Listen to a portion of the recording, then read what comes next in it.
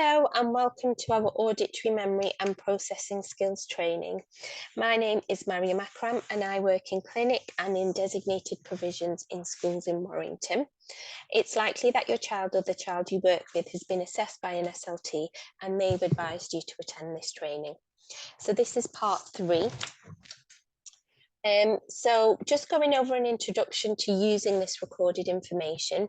This is a pre-recorded training of our auditory memory and processing skills course. The training has been split into 5 separate videos. Please watch all the videos within 4 weeks of being sent the link. You can view it all at one time, or you can view it over a few times if you prefer. Once you've completed the training session, we ask that you contact the department to let us know, and we can then send you the pack of resources. There are details on how to contact us at the end of this training, so in video 5. If you don't contact us to say you've completed the training within 4 weeks of being sent the link, your child will be discharged. Please note you must complete this full training course before you contact us in order to receive the pack of resources. You will be able to view the presentation again at any time by following the link that we've sent you. So this part goes through strategies for children to use. So as adults, we all likely have strategies that we've developed to help our memory. So we need to give our children and young people the same thing, and we need to empower them to use these strategies independently too. So for each of these strategies that I'm going to go through, you must explain to them what it is, why you're using it, and then model it for the child. So the first one is rehearsal, and that's just repeating the things that you need to remember in your head or out loud 3 times before carrying it out. We've got visualization, and that's just taking a picture in your mind. So if there's something that they need to do, it's visualizing the thing before then doing it. We've got chunking information, and that's just breaking instructions into chunks. The way that I use chunking is if I need to remember a mobile number, I remember a few digits in one chunk, then the next few, then the next few. I don't really use it in any other way, but it's really useful when remembering mobile numbers rather than just remembering them as a string of 11 digits. We've got writing it down. So for younger children, that might be drawing out what they need to do. And then for older children, it might be writing down the key points. And then we've got keywords, so just counting the things that they need to remember on their fingers, and that might tie in quite nicely with rehearsal. So doing that a few times before carrying out the instruction. So how do we teach children to use these strategies? It's important to let children and young people explore a wide range of memory strategies, because what works for one person may not work for another. So it might take them to go through a few of the strategies before finding the one that works for them. And this is often due to different learning styles. A person may also find that different strategies are more successful in different situations. So as I mentioned with the chunking, I really use that well with mobile numbers, but if I'm going to a supermarket, for me, saying it on my fingers really helps. So it's worth having a go at a strategy that you might have tried in the past with your young person and revisiting it a few months down the line or even a year down the line.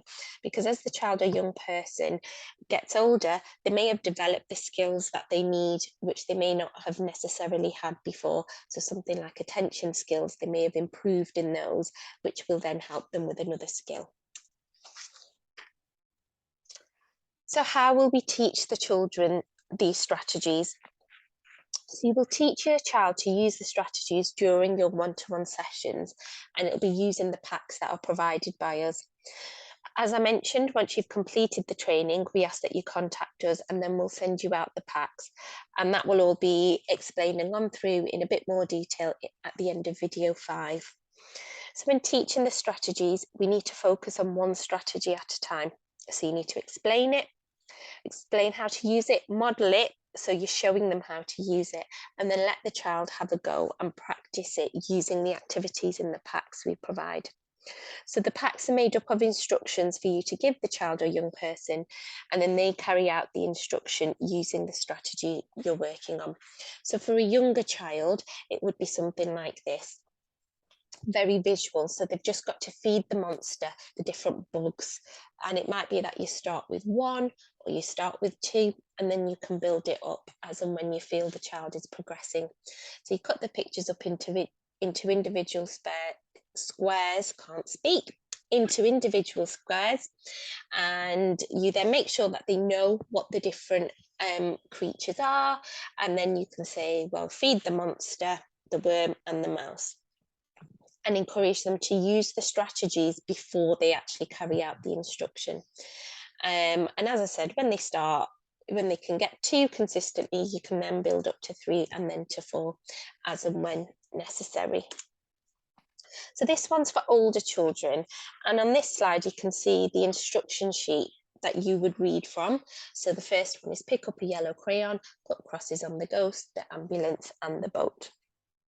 So you read out the instruction in full, don't break it down into separate bits. It's the whole instruction and then ask the child to carry it out. These activities will allow the child to establish a strategy that works for them and give them a chance to have lots of practice with it. So we have packs targeting specific age groups. So we've got preschool, we've got some for Key Stage 1, Key Stage 2 and secondary school pupils. But it is okay to start at an earlier stage. So even if you have a child in high school, but they're actually working at a year 4 level, we can send you the Key Stage 2 pack as well.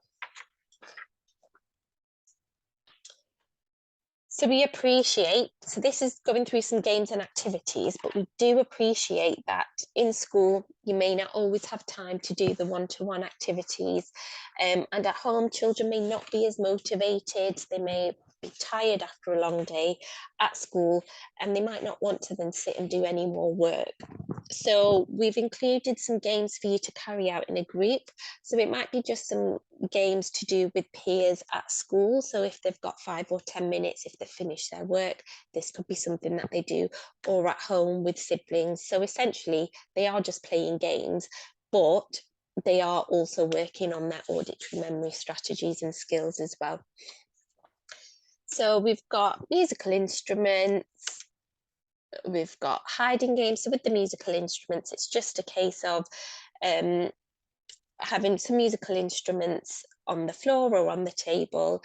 They all turn around and one person plays one of the musical instruments and the others have to guess what it is. And that's a really nice listening game. We've got a hiding game, hiding things around the room. The child's got to remember where they are and find them. We've got a Kim's game. We've got the I went to market.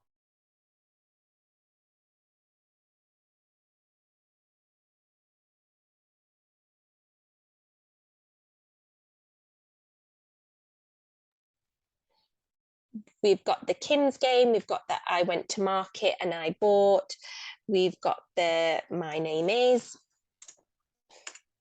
we've got the shopping game, the shopping list game, we've got an instructions game, we've got some quizzes, you can send the child with a message, and you can listen to stories as well and ask questions about them. So each of these games and activities are explained fully in your pack, so I've not gone into loads of detail, but be aware that you can change the game based on your child's interest or age. So for example, if you're doing the shopping game, you can kind of do it abstract, or I know there are some games you can get which are shopping list games, but actually you can send them off to younger children, off to the kitchen to get a few things. Or with older children, you can actually send them when you're in the supermarket and say, right down this aisle, I need you to get this, this and this. I have also had children who aren't motivated by the I went to the market and bought game. And so they just base it on their own interest, and this can be changed to keep it interesting for them. So with one child, I went to B&Q and bought, because he was really into the DIY side of things. So you've now completed part 3 of this training. If you can now go ahead and watch part 4. Thank you very much.